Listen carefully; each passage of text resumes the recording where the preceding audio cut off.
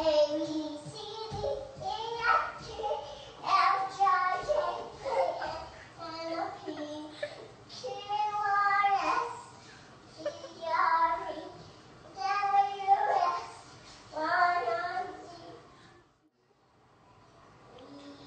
kind of song would you like to sing for us tonight? What kind of song would you like to sing?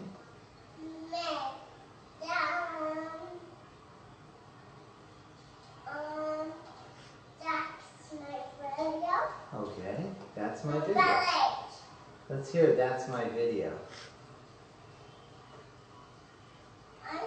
Ladies and gentlemen, boys and girls, I will now introduce to you Nina Shallman. I wait till the sun sets to tell you I love you. I wait till the stars have met the horizon to tell you I love you. I wait till the sun sets to tell you I've missed you. And I will until I forget how. But you tell me your time is ticking, ticking, ticking, and I feel like my mind is drinking, drinking, drinking me. But I still say that we're just picking, picking, picking, not pushing. My name is Nina Shallman, and I write music, and I hope that it'll be my profession someday. It's been my passion since I was 13, and I hope to continue it for the rest of my life. You tell me your time is ticking, ticking, ticking, and I feel like my mind is drinking, drinking, drinking me. But I still say that we're just picking, picking, picking, not pushing. I've always been singing. I would harmonize along to songs of, the Beatles in the car, or any sort of like the John Mayer CDs that my mom would play on our way to the beach, or really, I was always singing. And my parents would film me too, so it was kind of, the performance was kind of already there. We have tons of home videos of me just going on and on singing The Little Mermaid and whatever educational songs that I'd learned in preschool. And I don't know, I loved it. And on both sides of the family, there's a huge appreciation of music. My mom adores music, and she's really into 80s alternative rock and funk and pop and a lot of fantastic music. So I grew up listening to that. And my dad comes from a very musical family. I think he tells this story about how my grandmother, during the Depression, she was, I think, 5 or something, and around that time, The Wizard of Oz came out, and she would sing Somewhere Over the Rainbow on the street corner and sing for pennies, which I think is a cute story. She has a lovely voice. And then their children, my dad's one of 5 kids, and his older brother is a singer-songwriter like myself, and his oldest sister is a jazz singer. And I think I got a lot of my love of jazz, particularly, Ella Fitzgerald and Louis Armstrong and Billie Holiday from her. This is I'll Be Seeing You. I didn't write it. It's a jazz standard, but I love it and it means a lot to me.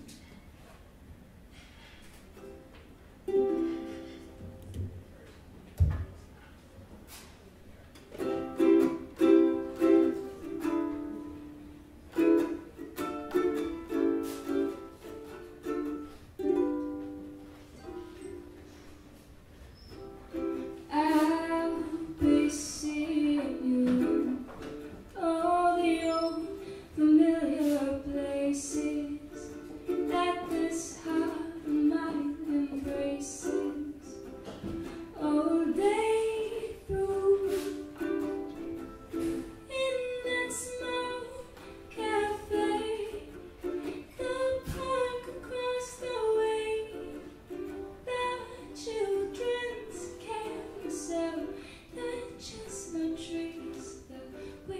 and I'll be seeing you every lovely summer's day, and everything that's light and gay.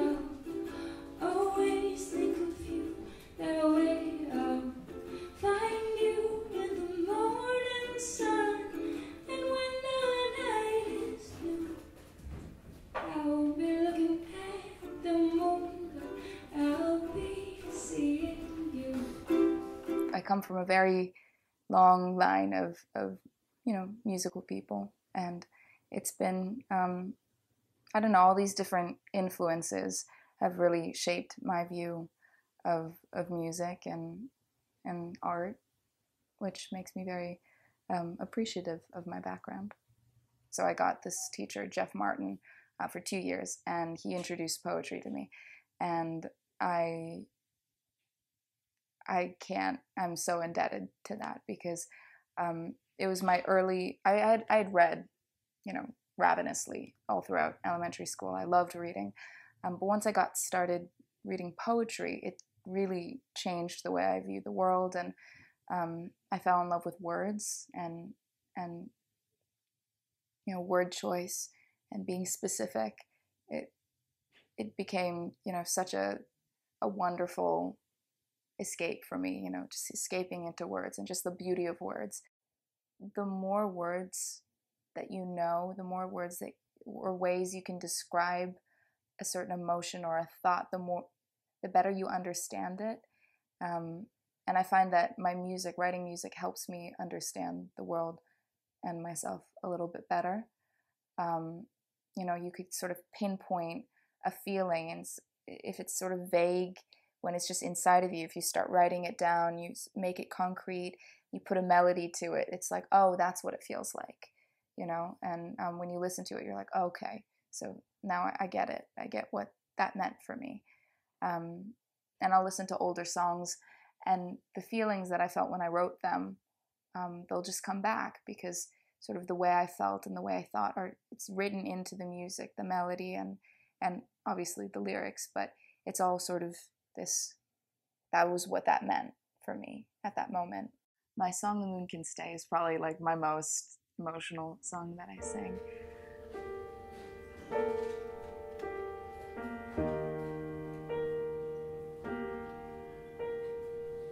Goodbye rings true for none. It climbs past the heart and into the lungs.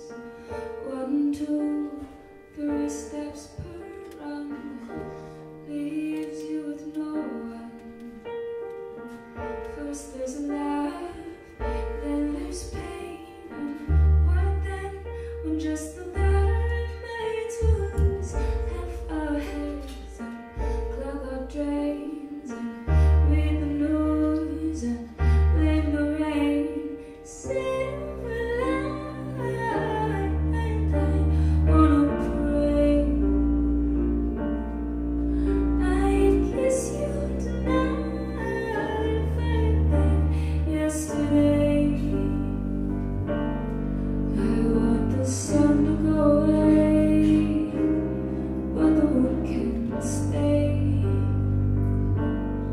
I want the sun to go away, but the moon can stay. I guess I'm more private about my emotions, but in my music, that's really when I'm sort of disclosing how I felt about something. And I'm still with my boyfriend, but I was going through kind of a difficult. It was a lot of miscommunication, and just we were fighting, and it's just not. It felt awful. Just really felt really awful, and I don't know. I wrote this song when I was just really. He had left, and I was just sort of sitting on the floor of my room, just kind of mulling over everything that was going on, and I don't know. It's kind of about, like I said, miscommunication and just sort of the aftermath of even after the fight has sort of happened and things are just kind of have settled. It's the first lines of the song are, "Goodbye rings true for none. It climbs past the heart and into the lungs." So it's just sort of like hard to breathe because you're just, goodbye did not feel good. It left me feeling really horrible and alone and isolated. And that's kind of what the song is. It's just, I feel horrible and alone and isolated, and I just want to lie in my room and lie in my bed, and I don't want to see the sunlight or happy things. I just want to look at the moon wistfully and just let myself just feel that for a little bit. Sun to go away, but the moon can't stay. You want the sun to go away, but the moon can't stay.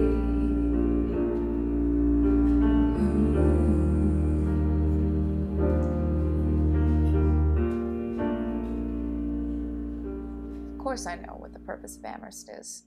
I got into NYU and I chose Amherst because this is, you know, even though a big city would be great for music, I don't know if it would have been great maybe socially for me. And I just, in terms of the quality of my experiences and the quality of my connections, the connections that I've made with people and professors, I think being in a small liberal arts school, one of the best, has been, you know, really rewarding. I think more so than it would have been if I had, you know, stayed in LA. And, you know, college students are, you know, they're my peers, and I think a lot of college students are the kind of people who are going to be wanting to listen to my music. And I think the more I sort of push out and I do gigs here and there at colleges or you know, college towns, I think the more my music will get, you know, recognized by people who are, you know, going to be interested and sort of invested in what I'm doing. LA's great for, you know, pursuing it full time, but I think there's something nice about watching a performer and knowing that she has class on Monday, you know, kind of, it's not that I aim to be relatable, but I think I am, because I am just as stressed out as everyone else. And, you know, here's a song about it, you know, and I don't know. I think this place is good for me because it is so different from Los Angeles. I mean, I don't know what my music would have sounded like if I had just stayed in Los Angeles. Probably not as good, I think.